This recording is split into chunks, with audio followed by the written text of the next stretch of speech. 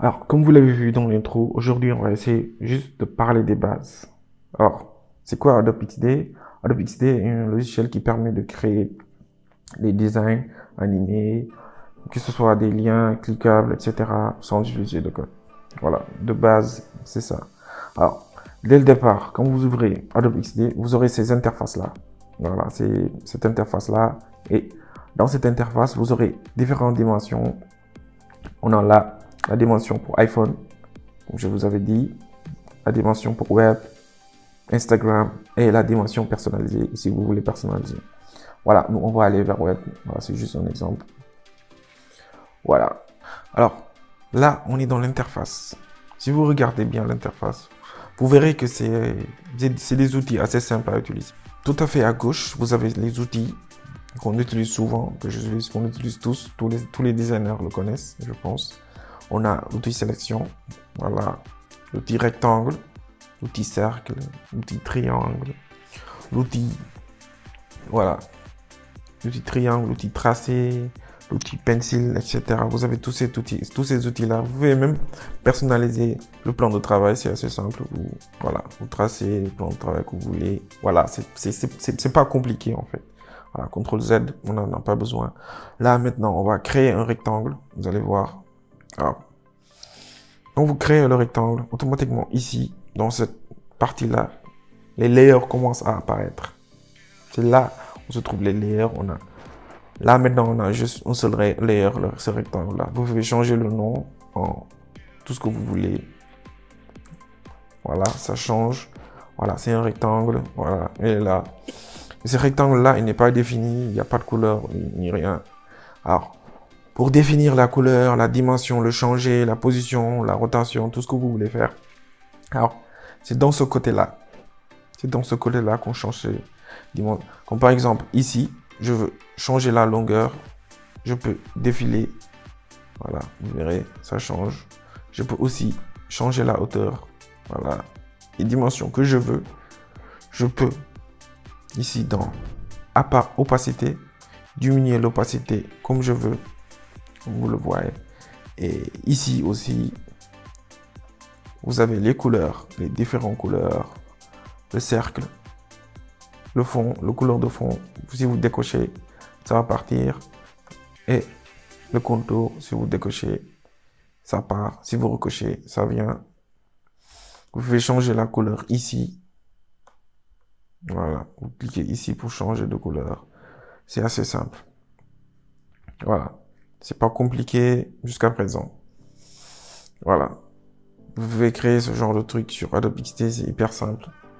Là maintenant, on va écrire un texte. Abonné.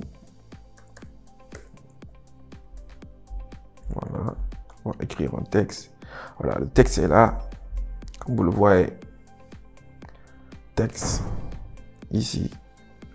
Vous pouvez changer de police comme vous le voulez. J'aime bien cette police. J'aime bien cette police, moi. Poppins. Au cas où vous ne le connaissez pas. Voilà. Et c'est ici que vous pouvez changer la taille. Voilà. Voilà. C'est pas compliqué du tout jusqu'à présent. Et ici, vous pouvez changer le couleur de fond aussi. C'est pas compliqué du tout.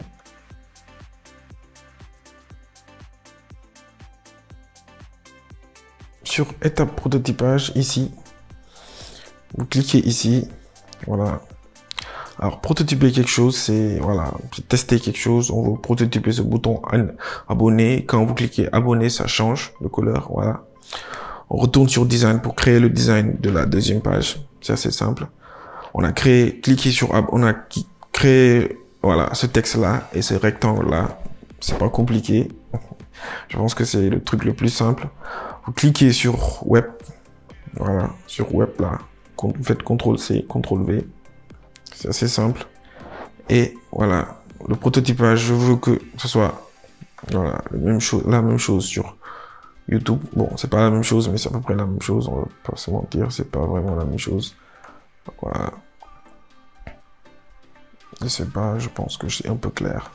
Voilà, c'est juste un exemple, hein. C'est pas quelque chose de... Vous pouvez tester, voilà, sur la chaîne, vous vous abonnez. Ok, on a ça.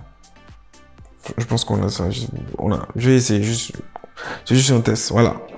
Et maintenant, si vous allez sur prototypage, vous pouvez déjà essayer de grouper ça. Pour grouper, vous faites CTRL-G, voilà, c'est tout. Voilà, c'est pas, voilà, CTRL-G pour grouper, c'est pas quelque chose de... Voilà. Maintenant, je veux que ce lien-là, si vous voulez créer un bouton, c'est très simple. Là, ici, une flèche qui sort. Voilà. Et ce flèche-là, si vous cliquez dessus, voilà, et vous essayez de le rattacher ici, comme vous le voyez, vous le rattachez ici. Là, vous avez créé un bouton. Maintenant, dans le côté gauche de l'écran, le côté droit, désolé, le côté droit de l'écran, vous avez ici interaction. C'est là où vous commencez à faire le prototypage. Voilà. Là, déjà, on a le déclencheur. Vous voulez que ce bouton-là se déclenche quand vous appuyez, quand vous glissez. Touche manette, c'est pour si vous avez des manettes. Voilà, ça, c'est des applications audibles. On va pas entrer dans ces détails-là. On va juste, ce qui nous intéresse là, maintenant, c'est appuyer et faire glisser. Mais nous, là, on va utiliser juste appuyer.